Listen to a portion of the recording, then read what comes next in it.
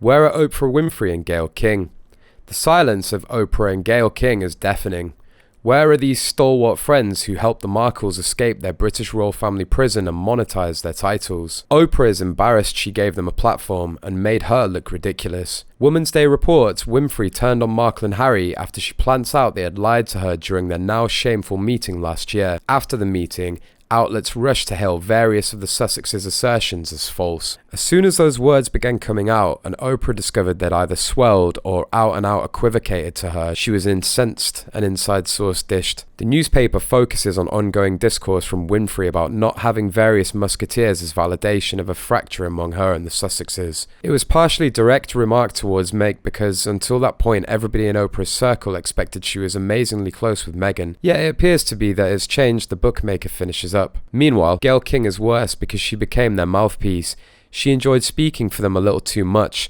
Now the silence from both of them speaks volumes. They both look silly now. They've risked their reputations on a D-list actress and were taken in by her bullshit. Why do you think the Cut interview happened? She lost all her A-list supporters and isn't getting anywhere in America. She wanted a televised interview instead of print, but couldn't even book an appearance on Gayle's morning show. Read the interview with Meghan that ran in the Cut.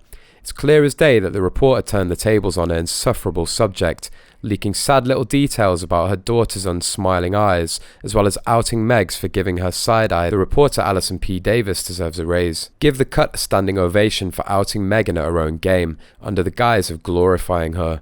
Brilliant. Doesn't even begin to describe it. Hell, give the reporter a raise and throw in a throne, the kind she accused Meghan of sitting on in a Montecito mansion.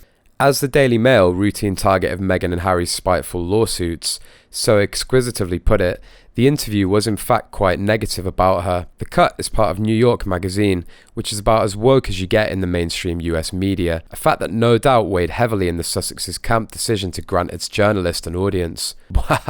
Finally, someone and something with the marbles to take on the Markles and beat them at their own game. Among the bullseye quotes are ones about how cheesy Meghan lives in a marshmallowy splendor and describing the putrid princess as someone who sometimes converses like she has a tiny Bachelor producer in her brain directing what she says. Get this, Meghan at one point suggests how the interviewer might transcribe the noises she's making. You get the picture.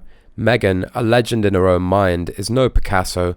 She isn't even at the level of finger painting. The Cut just called game, set, match on me again, and all that's left to say is what took so long.